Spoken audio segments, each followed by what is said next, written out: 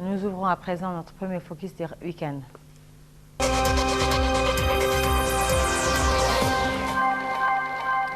Le coordinateur du dialogue politique national, Moussa Fall, a tenu ce lundi une conférence de presse en vue de tenir l'opinion publique informée des développements du futur dialogue.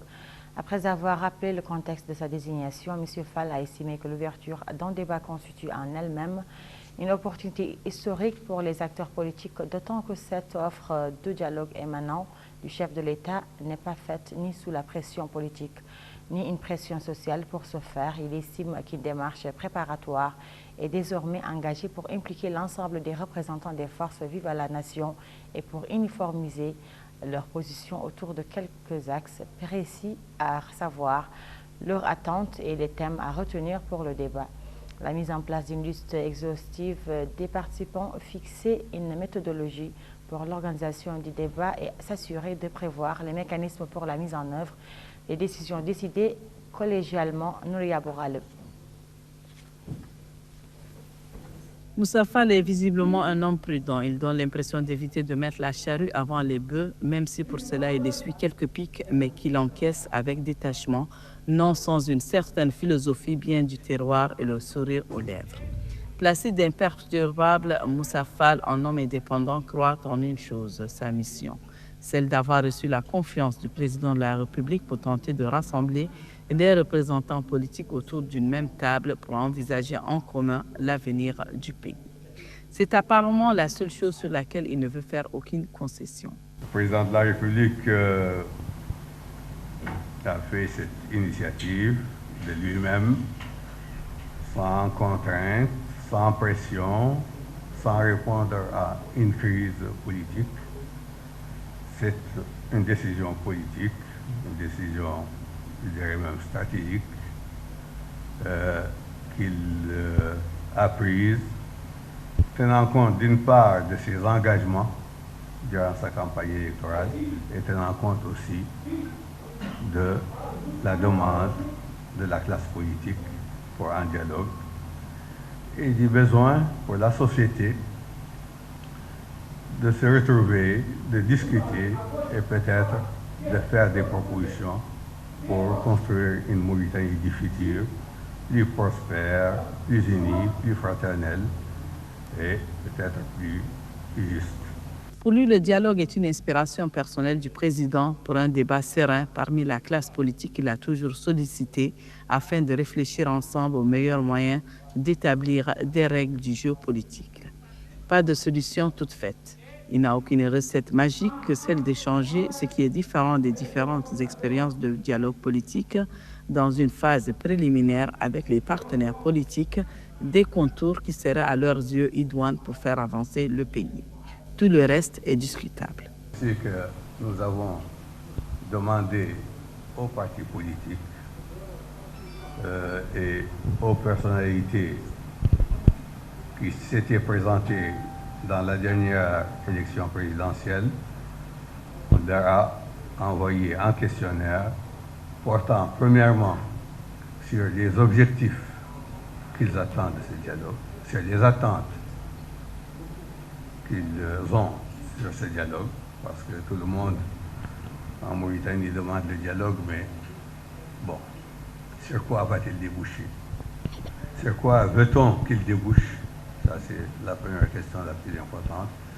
La seconde question est quels sont les thèmes qu'on doit discuter? On ne peut pas venir dans un dialogue sans ordre du jour et sans menu. Il faut que ce menu soit défini et défini de manière consensuelle pour que les débats puissent être organisés de façon sereine. Toutes les propositions seront consignées et discutées dans une première étape et inscrites au débat final en cas de consensus. Une feuille de route servira à cadrer le débat. Le coordinateur fonde son espoir sur l'organisation d'un dialogue politique sain qui devrait susciter des résultats tangibles et décisifs pour le pays, souligne-t-il. Et une feuille de route servira à cadrer le débat.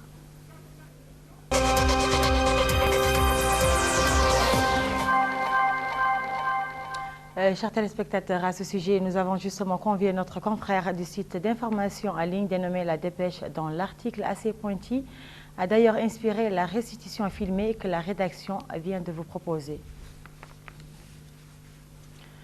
Bonsoir, Jedna. Bonsoir.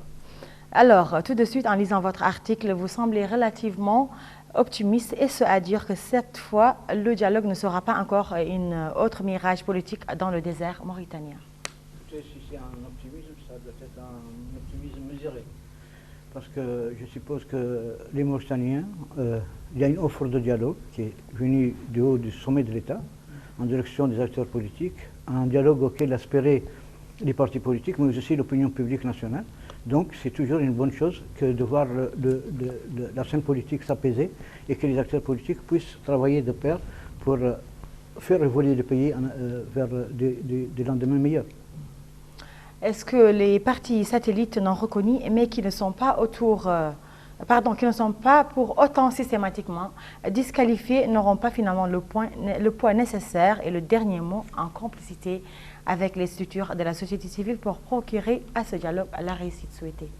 Écoutez, moi je pense qu'il faut replacer d'abord le dialogue dans son cadre, en tout cas tel que présenté par le coordinateur national du dialogue, parce que les objectifs qui sont assignés sont de deux ordres. L'un, c'est impliquer l'ensemble des forces politiques vives de la nation, y compris la société civile, et l'autre, c'est un peu d'harmoniser, de regrouper toutes les propositions de réforme ou de changement auxquels les gens aspirent pour qu'on en fasse un réceptacle. C'est-à-dire tout le monde se retrouve justement autour des mêmes doléances et donc qui pourrait les discuter plus amplement dans le cadre d'un autre dialogue.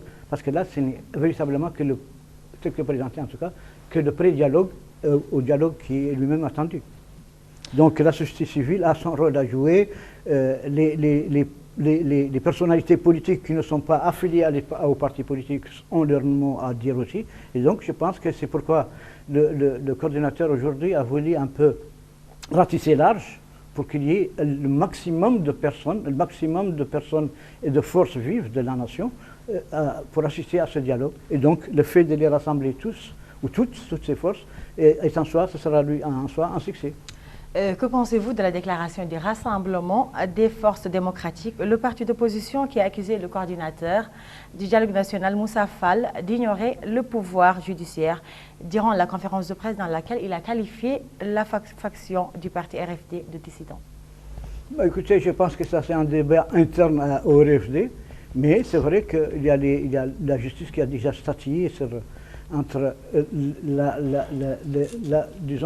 partie légale et la partie historique du parti du RFD. Mais c'est des discussions internes au RFD. Je pense que peut-être la digression qu'a faite le coordinateur national n'était pas à propos, mais je ne pense pas qu'il l'ait faite de façon de mauvaise aloi. Et c'est juste peut-être, comment dire, une petite glissade qu'on pourrait lui pardonner. Merci, chers confrères, pour votre disponibilité. Merci à vous. Ce focus constitue le dernier chapitre de ce journal, mais avant de nous séparer, voici le rappel du sommaire qui l'a